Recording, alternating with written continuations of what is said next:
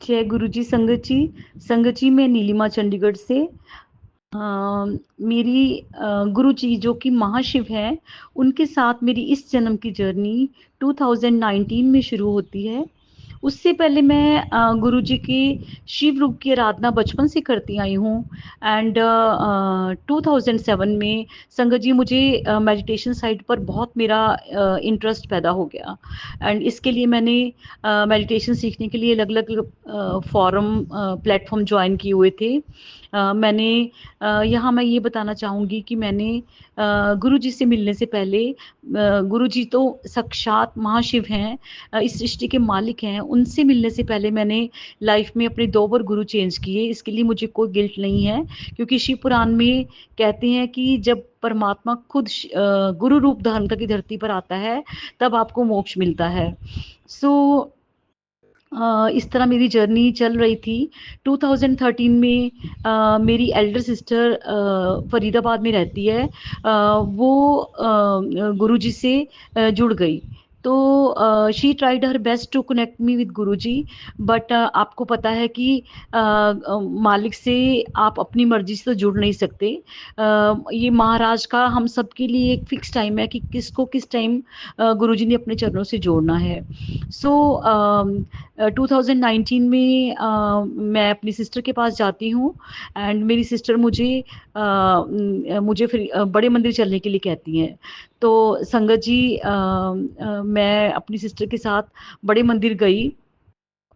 And वहाँ पर I felt mesmerised.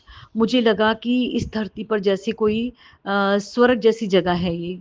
मैं वहाँ गुरुजी के दरबार में जैसे ही बैठी संगत जी, मुझे मतलब इतनी वहाँ पे गुरुजी की शक्ति फील हुई।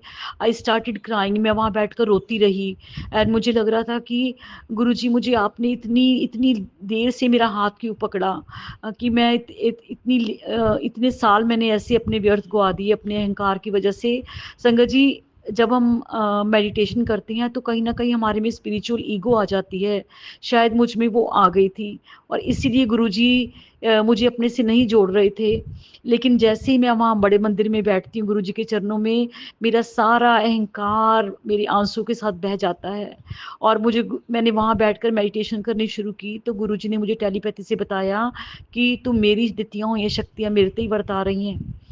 तो संगत जी, ऐसे ही मुझे वहाँ बैठकर गुरुजी ने अपना एहसास करा दिया कि वो उनमें कितनी शक्ति है, वो क्या है। सो संगत जी, ऐसे ही मैं वहाँ बैठकर मतलब that day was the turning point of my life. मेरी लाइफ जो थी वो थी 60 डिग्री एंगल पर चेंज हो जाती है। मैं जैसे ही चंडीगढ़ वापस आती हूँ, आई स्टार्टेड सर्चिंग फॉर गुरुजी सत्संग। मैंने लाइट ऑफ डिविनिटी भी ऑनलाइन पढ़ी। तो संगत जी, मैंने मेडिटेशन में जाना बंद कर दिया।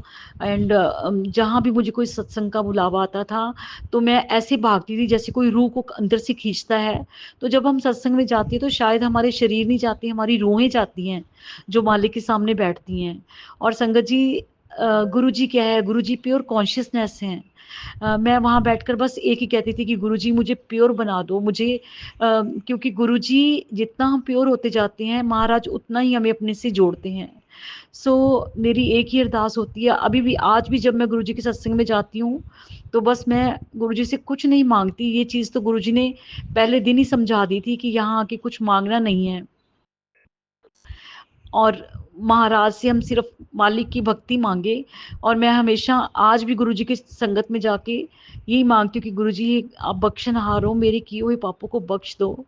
जो भी मैंने इस जन्म में या जाने अनजाने में जो भी मैंने पाप किए हैं, सो मालिक बख्शनहार हैं।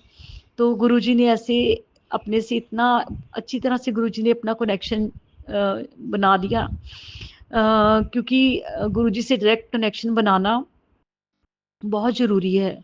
हमें हमेशा नीमा बन के रहना चाहिए। तो संगत जी, गुरुजी ने, मालिक ने बहुत से प्यारे-प्यारे सत्संग दिए हैं। ये तो मेरी छोटी-सी जर्नी थी गुरुजी के साथ। बाकी सत्संग मैं आगे शेयर करूँगी। थैंक यू संगत जी।